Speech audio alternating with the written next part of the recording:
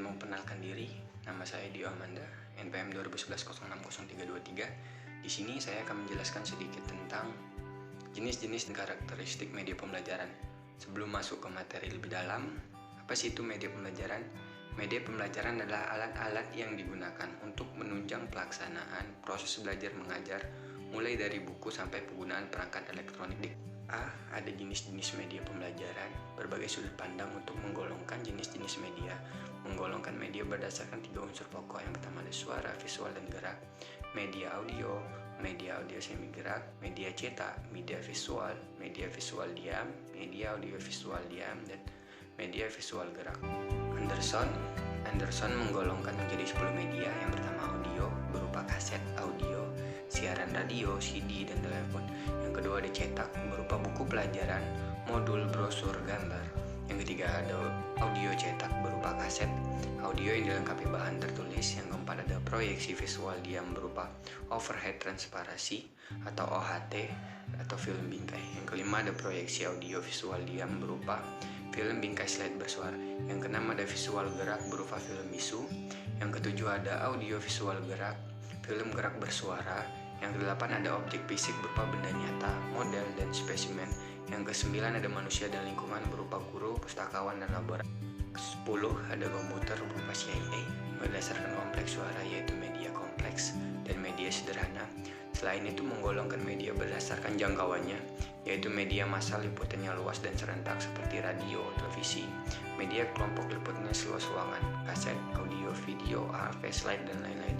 Media individual untuk perorangan buku, teks, telepon.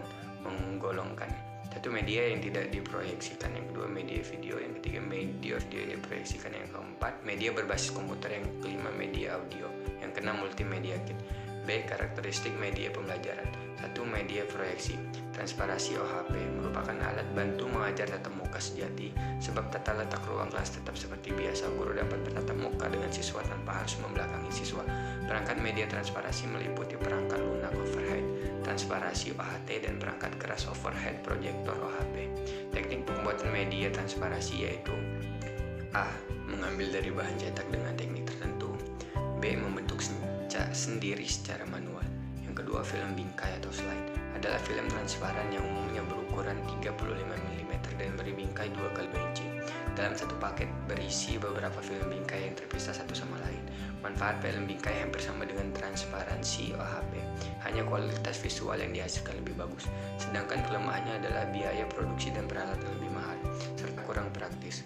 Untuk menyajikan dibutuhkan proyektor slide. Yang ketiga, media visual yang tidak diproyeksikan ada 8 bagian. Yang pertama, media realita adalah benda nyata. Benda tersebut tidak harus dihadirkan di ruang kelas, tetapi siswa dapat melihat langsung ke objek. Kelebihan dari media realita ini adalah dapat memberikan pengalaman nyata kepada siswa. Misal untuk mempelajari keberagaman makhluk hidup, klasifikasi makhluk hidup, ekosistem, dan organ tanaman.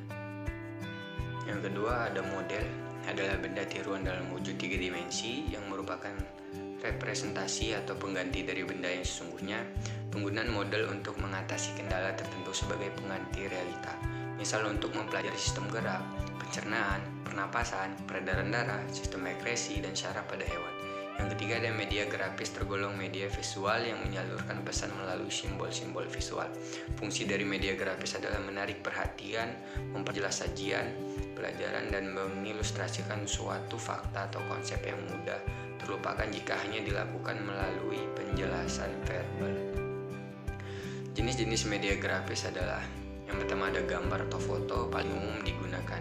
Yang kelima ada sketsa, gambar sederhana atau draft kasar yang melukis bagian pokok tanpa detail. Dengan sketsa dapat menarik perhatian siswa, menghindarkan verbalisme, dan memperjelas pesan.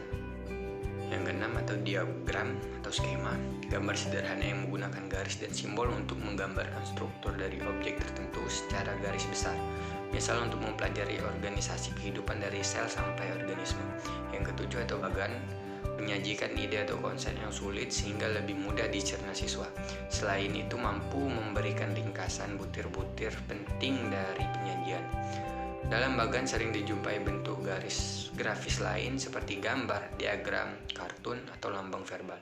Yang kedelapan ada grafik, gambar yang sederhana yang menggunakan garis titik, simbol verbal atau bentuk tertentu yang menggambarkan data kuantitatif, misal untuk mempelajari pertumbuhan. Yang keempat ada media, diagram, kartun, atau lambang verbal.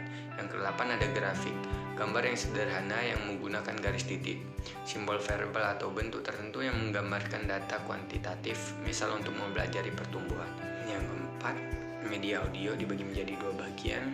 Yang pertama ada radio. Radio adalah merupakan perlengkapan elektronik yang dapat digunakan untuk mendengarkan berita yang bagus dan aktual, dapat mengetahui beberapa kejadian dan peristiwa-peristiwa penting dan baru, masalah-masalah kehidupan dan sebagainya. Radio dapat digunakan sebagai media pembelajaran yang cukup efektif. Yang kedua ada kaset audio. Yang dibahas di sini khusus kaset audio yang sering digunakan di sekolah. Keuntungannya adalah merupakan media yang ekonomis karena biaya pengadaan dan perawatan murah. Yang kelima ada media audio visual dibagi menjadi dua bagian. Yang pertama ada merupakan media video. Salah satu jenis media audio visual selain film yang banyak dikembangkan untuk keperluan pembelajaran, biasa dikemas dalam bentuk VCD. Yang kedua ada media komputer.